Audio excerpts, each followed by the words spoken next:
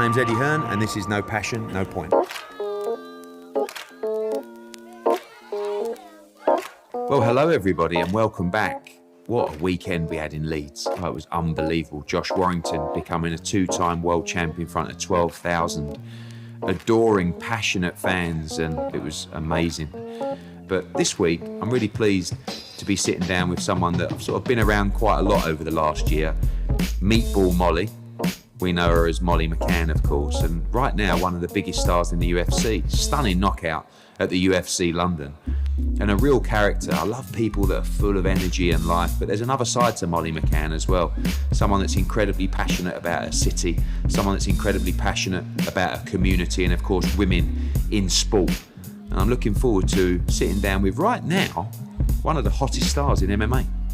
BBC No Passion, No Point, delighted to be joined by what can only be described now as UFC legend, Molly McCann. Molly, how are you? And how is life after your incredible performance at the O2 for the UFC? Thanks very much, Eddie. I'm still on cloud nine, to be honest. I haven't really come down too much.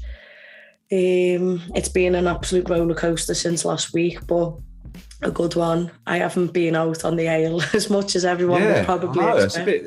It's worrying me a bit, Molly, to be honest with you. I know, but I'm just trying to be not more professional, but there's certain times when I'm going to be able to bevy on, as a Scouser would say, and I can probably do that more now towards the end of my career or after I'm finished. Well, we'll come back to that, but let's talk about that great win at UFC. It was my first ever. I did go about 10 years ago to UFC, but that was my first ever real experience. So I'm sitting there. It was about 5:30 p.m. on Saturday. And Dana had said to me, look, you'll have to come. But I thought, I don't want to message him and ask him for tickets. It's a bit like... And all of a sudden, got a DM from Dana saying, are you coming tonight? And I said, well, I wasn't planning to. He said, look, you've got to come. Anyway, next thing... You sat next to him? Yeah, he's put me right next to him. And I'm thinking, I can't believe what I'm seeing. You've come out, my city, my people, my heart, which we'll come back to, great ring walk. And it was just like, the finish was unbelievable. And the most disappointing thing was, when you jumped out the cage...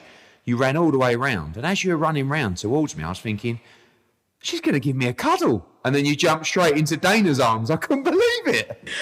Eddie, when I finish MMA and I come to the boxing, I'll come and hug you as much as you want. Good. I'll come and hug you as much as you want. I want to just talk about that. I've had a lot of questions. There's always the debate about boxing and MMA. You know, boxers get paid more money. And we know that is, I think generally that is the case as well. But also, like, I've said that there seemed to be a lot of love for Dana White in general, and sitting next to him, I really felt his passion for what he does and care for the fighters as well. Like, I was sitting behind, joking about you hugging him, but I was sitting in front of AJ and Chisora. I said, you two have never hugged me after you won a fight. So talk a little bit about the man, because I see you around him on fight week, and look, they're running a business, and you know, I'm sure fighters and their representatives will always push for more pay as well. But you guys, he's built such a great brand where to be a UFC fighter is everything in MMA. That's it. And for me, Eddie, to put it into like boxing perspective, it's like the Olympics. It's like your Olympic gold medal. It's more about prestige than it is about pay.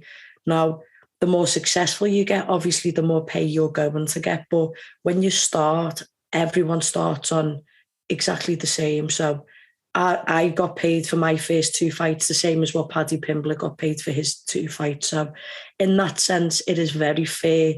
And you have things like the Performance Institute, and you have year-round care with your nutrition and constant fitness testing, and everything is all paid for you and it's all sorted. So there and thereabouts, it all kind of adds up. And when you hear Dana and his love for the sport, he's a multi-millionaire, isn't he? He could even be a billionaire, I'm not too sure, but he could walk away if he wants, and he's chose not to because he wants to keep on growing the sport. And when you see how much passion he has for it, Eddie, and how much he does care for us, you want to perform for him, and you want a really good relationship with Uncle Dana. The Thursday before the fight, I had a documentary premiere at the BT Media Tower in London, and I met him. And when I spoke to him, I don't think he could really understand me. And I went, lad. And he's like, I said, you see these hands? They're going to light up London on Saturday. And he kind of said, it was St. Patrick's Day. So it was like, lay off the Guinness. And I said, I'll try. And then I think when I won and got the knockout, the first person I thought was, where is Dana White? Go and find Dana. And I just ran to him and I hugged him. I said, I told you. He was like, I know, kid, I know. And then it's kind of like, do you know, when people fight for like the coach or the dad and you're constantly after that level of approval, you'll get it all the time with fighters when they probably do come to you or when you do speak to them on a personal level. You're the guy, you're the boss. So if you get the seal of approval off the boss, then you know the world's your oyster. And I can pretty much guarantee the fact, and Dana even said it himself, he's never seen a female knockout like that in combat sport by another female. And he's seen what I can do and also what England and Great Britain can do in combat sport. So that whole night, I'll never forget that whole night, Eddie. Yeah, you talk about sort of the UK, and he was like going through the night saying, "Oh, it's another UK win. It's another UK win." He said, "You know what? We might have to come back in the summer."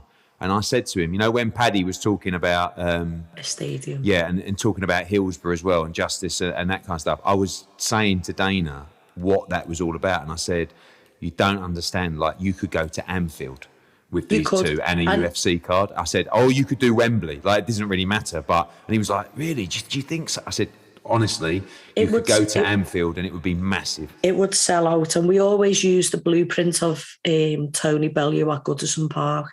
And we constantly reiterate, like, I've been on the phone to Goodison and Everton, and you've got the summer and then you've got the winter when the World Cup's on in Qatar. Like, this is a genuine thing that can happen. And I genuinely believe, because everyone grew up, Eddie, on Cage Warriors, on that card predominantly, the promotion before signing to the UFC, we'd all grown up with each other coming up on the circuit. So it would be like Team GB boxers being on a Matchroom card. Like, that's the feel that card kind of had. And it really felt like home. It felt like we was in Liverpool, and there was so much love. And we're literally saying we are the golden era right now of UK MMA. And it's not just England. It's important to speak about the Welsh and the Scottish. And we do want more Irish in. Well, when we talk about your city, Liverpool, obviously the ring walk, your city, your people, your heart, probably the proudest Scouser out there in you.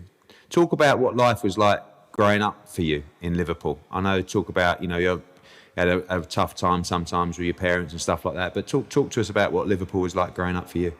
I feel like if you speak to any fighter, we've all been through the most adversity, unless you're very, very lucky and your parents managed to get out of that. But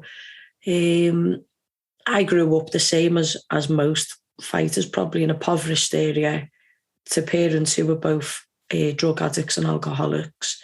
And to me, it was just about finding the way out. And through sport and through community and my area where I'm from, I was constantly pushed and nurtured towards sport. And it was towards boxing first, Eddie, and football, but boxing kind of didn't shun me. I wouldn't say that, but girls wasn't allowed in the gym when I was knocking on the door. I was getting turned away left, right and centre. And it was sport that kind of saved me from going down the same route as what most people go down. And I could have got very much lost in that. And I was just very lucky enough that I always knew I was made for more and I was made for better. And there were lots of times growing up where it was just a lot of heartache and pain and seeing your parents go through so much. And a lot of my family was in and out of prison, and it was just a lot. And like I say, and I reiterate, it was the grassroots coaches at football, with the football clubs I was playing for, and Golden Gloves ABC, which we've mentioned before, you pumped quite a lot of money into and saved the day on my amateur boxing club. But it was the likes of those coaches who gave up time, spending time with their family and friends, and they nurtured the kids of the city and taught me a craft and taught me about discipline and respect and how to express myself through martial arts. And as tough as the upbringing was, there's a different sense when you come up north, Eddie, and when you come to the real working class and impoverished areas.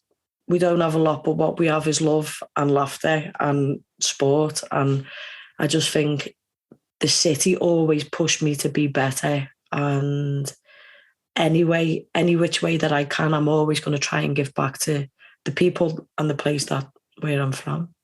Do you think now, like I always talk about how important sport is in the community, particularly boxing as well? I mean, you've seen it firsthand, but do you think that's missing a little bit from the city now? I mean, and younger generations as a whole. I mean, we live in a world of social media and phones, but also big problems in all cities at the moment, but particularly Liverpool with knife crime and gang culture. Yeah, 100%. And I'm not sure if you've seen, I've signed up with Tony Bellew on the weapons down, gloves up stuff. And I come from Norris Green, so that's an area, I'm not sure if you remember, but Norris Green and Croxteth is a very dominant area where gangs it's the same postcode in the two different areas. So I grew up with that culture, and like I say, and I'll reiterate that the sport did save me, but it is about time that people like myself or people who are in a public eye need to be shining the light on the areas that need it, and there needs to be resolve in the city. And with the pandemic and with that much that's going on everywhere else, the kids are lacking that. And we are in a society where kids would rather just sit on the phone. But I think inner city is a little bit different because the kids are just on corners, there's nothing to do. And this is something that really, really does need addressing. And the power of discipline in a boxing ring or in a mixed martial arts dojo, you're just given it, you're taught the right and the wrong. And I think there does need to be a lot more that we can all do to help save the youth and the kids. And we just need to speak about it a little bit more and start these conversations, I think, Eddie. Do you feel that responsibility now? Obviously, your profile's sort of gone through the roof, but something you're passionate about as well. Like you say, it's difficult for everybody to sort of go back into the community and do, but you are the kind of person that these kids can relate to and listen to as well. Yeah, look, I'm not a hypocrite, so I couldn't be standing there. I can empathise with the kids and they can empathise with me because they know where I'm from and they know how I've grown up. But can you imagine how much has been thrown my way in like the last 6 months over the last 2 wins? And there's been a lot that I could put my name to, but I choose not to. Now, everyone can have a bit of a laugh and a joke and think, oh, well, it's Molly, she loves a bevy, or she's always out at the football and she's at every fight show. Yeah, I am. But I don't publicise the work really that I do out of the ring or out of the cage. But I am going to start pushing that a little bit more forward because now it needs to be done. And I do think it's really important. It is really, really important that the likes of myself and others, like even little Jazz here, little James Dickens, does exactly the same. Like I've done stuff with him in the Maverick Trust and working with families in the community that's been affected by addiction. And I remember meeting heroes of mine as a kid coming into our community and speaking to us, and I thought, I want to be like them. And just that one interaction with someone can literally change a kid's life. That's the key. Yeah, and I just think I am going to scream it from the rafters till I'm blue in the face. And people might get bored of hearing, oh, she's going on one again. But I don't really care. Like, I'm here to try and make a change. And my mum told me, who's the fight? What are you fighting for? And I'm fighting for the kids in my community first and foremost, because it has to start at home. And that's it. And potentially a far greater legacy than what you may leave in the octagon or the ring, to be someone that made a big change in your city, and obviously a city that you're incredibly passionate about. Yeah, of course. I do keep saying it, and I'm not taking my eyes off the prize, but I will finish in boxing. And I think I've told you, I wrote up a massive 10-year plan of what I want to do, Eddie. And from winning the ABAs as an amateur to headlining the M&S Bank myself and winning a world title, I know I'll touch a world title fight in the UFC, and then I will come back to boxing, and I do plan on winning a world title. And I can't wait to even just get some sparring rounds in with some. I've done like quite a bit with Lisa Whiteside, but I can't wait to do bits with with like Terry Harper or that, just so everyone can see. Like, well, I see you. I can see you see in the octagon that you are 90% boxing and 10% mixed. I mean, you love to stand and fight. But one of the great things about your victory recently was that it was a spinning elbow knockout that I didn't even see coming. I thought, she's going to find a way to win this on points, and those kind of knockouts, boxing or MMA, are just seen all around the world. Yeah, I was told. I think I was the favourite just because of it being our home and all that kind of thing. But the internet was going mad. Eddie saying she's a more well-versed striker because she was good with the knees, the kicks, and her jiu-jitsu was better than mine. And in that fight, to be fair, I showed the fans everything. I didn't give her the range to tee off. I was in the pocket. I pushed her to the fence. I didn't allow her to clinch. When she threw the knees, I caught them, broke into like a dirty boxing range and then pushed away. Got some lovely takedowns, unreal airtime that was like WWE stuff that you don't really see very much in MMA. And then I used Thai boxing. I used her. She's a world champion in Thai boxing. I used her own moves on her to finish the fight. So I'm just always trying to evolve, and it would be really easy for me to just switch over to boxing now, but I've spent so much of my life, I've spent 9 years of my life dedicating myself to mixed martial arts. So I just need to finish that one before I come over and start punching heads in the ring. When you talk about the brutality of boxing and UFC, MMA, how do you rank those? Because one thing that I found, I literally turned up to the show and the kid from Wolverhampton or Birmingham got knocked out. I hear it. Yeah, and then I was like, I've been watching boxing for 30 years, like 3 foot from the ring, and I was just like, and the noise and, laying on the floor and getting it around the ears. You hear the glove and the shin. But do you think much more brutal than boxing, like being around it? I mean, I know the striking's not as pure. Yeah.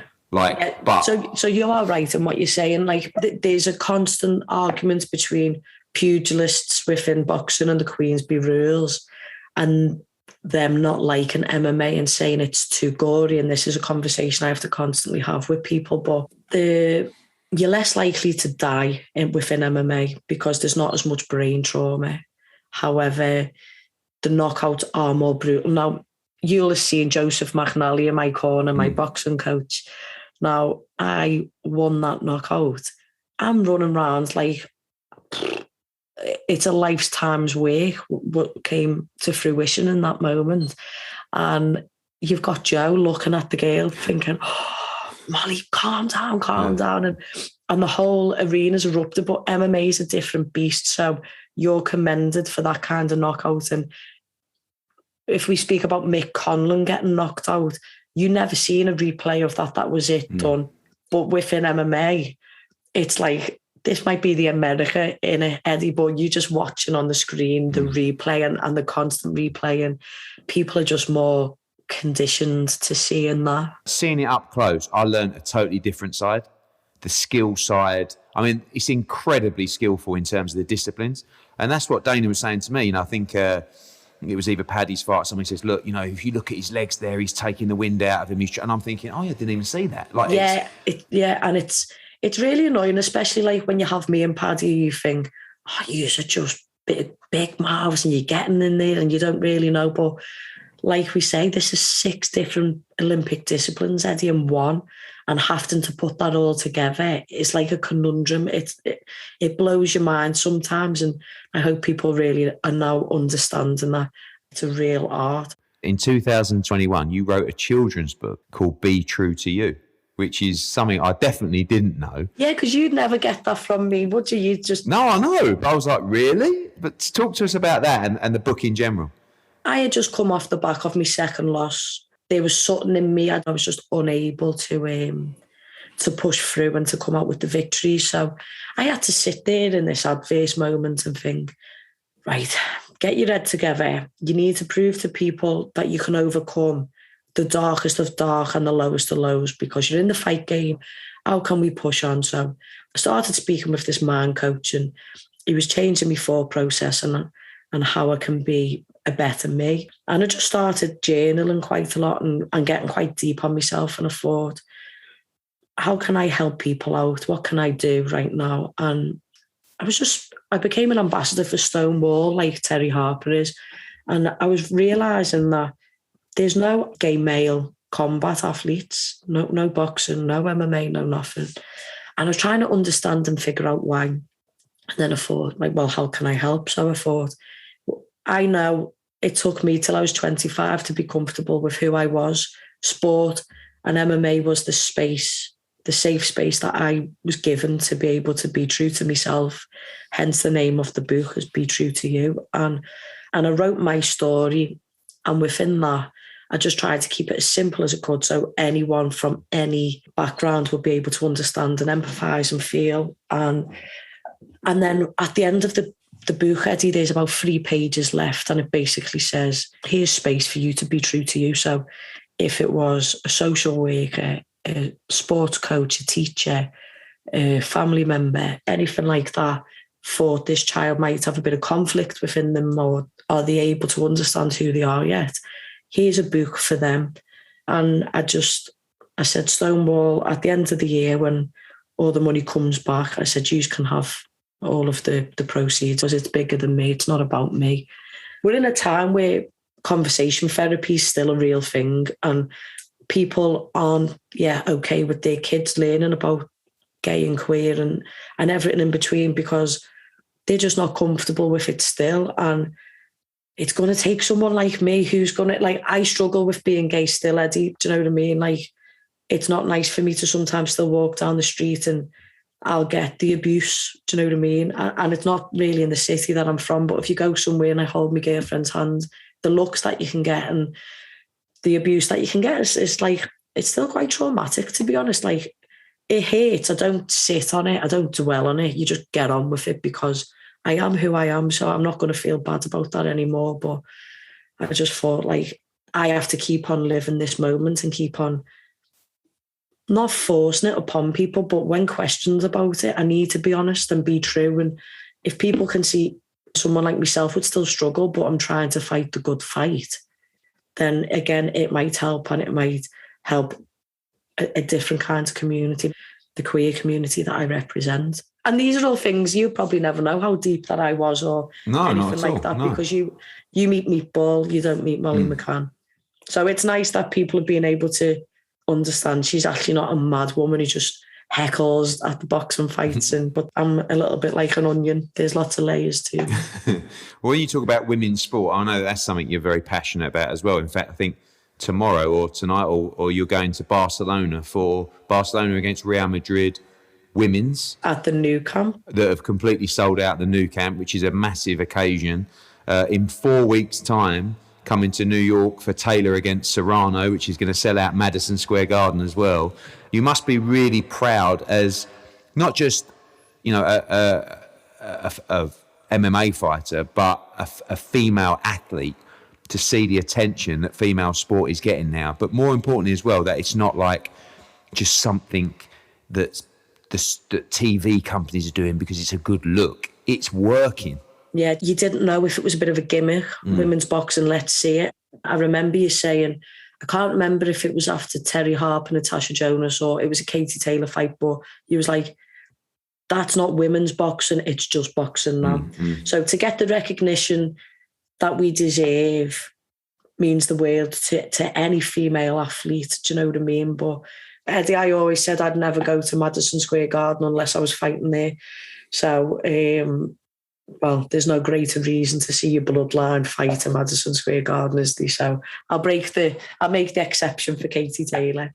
Yeah, she's been a trailblazer. I mean, a lot of people looking up to you now as well, but it seems like every female boxer that I meet who's turning pro now looks at her being, you know, the sort of modern day trailblazer of women's boxing, that sort of, and Serrano's obviously played her part as well, hustling for years on, you know, the small hall circuit. She talks about fighting for $500, and, you know, to see them both making 7-figure paydays at Madison Square Garden, it's really paving the way for the future. I walked into a gym in 2006 in Liverpool, and the coach at the time was Kevin Smith.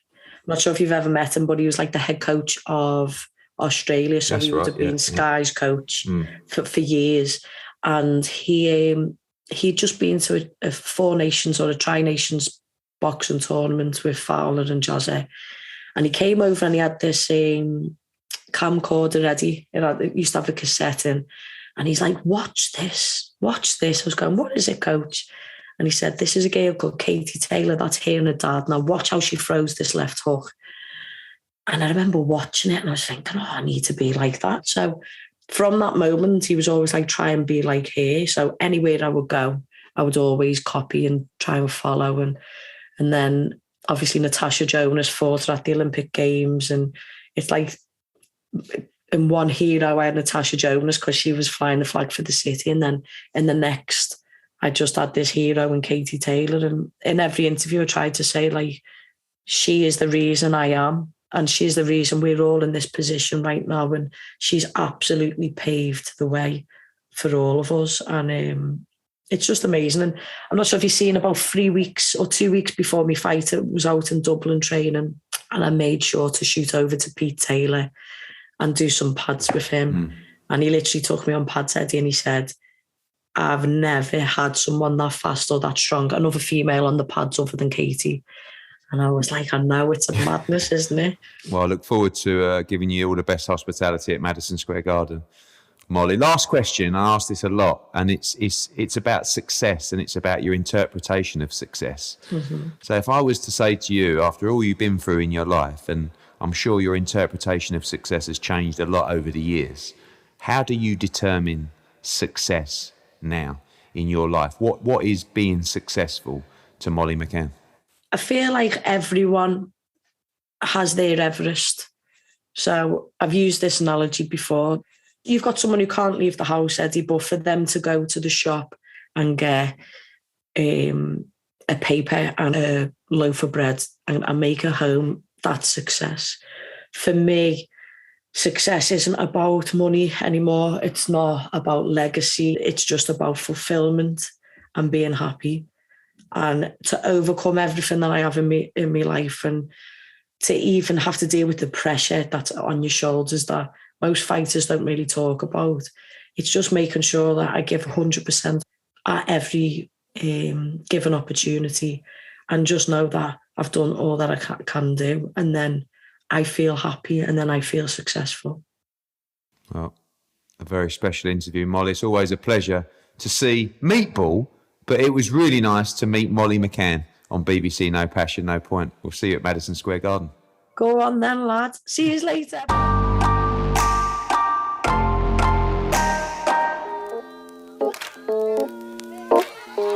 Well, there you go, Molly McCann.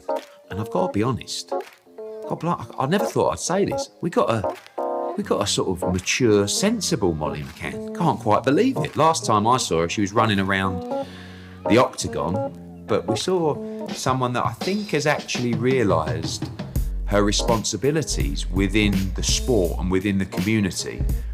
And I found that fascinating. You know, she's so right about the role that she can play, and how important meeting someone that's come from a situation that so many are in within an estate or a community can inspire people to change their lives. She described herself as an onion with so many different layers, and I think that interview really, really showed it. Fascinating as well to talk about this debate about success, and that her answer was really, I think, the common theme now, especially coming off the pandemic and the way it's readjusted everyone's minds, mine included, about fulfillment. Happiness is the route to success, rather than just sort of targets and championships and trophies. It's how you feel on that journey, how you feel every day when you get out of bed. And she said money, even legacy, not as important to the sense of fulfillment that I get day in, day out in the gym, or talking to people in the community, or inspiring children to be true to themselves. And honestly, Molly McCann has got a heart of gold, and I just, every time I speak to these people, I feel like these people are the people that can make a difference. And this always comes back to sport, to the role that sport can play within the community. And there has to be a wider conversation here. So I'm a lucky man interviewing all these great people, and I hope you enjoyed BBC No Passion, No Point with the great Molly McCann.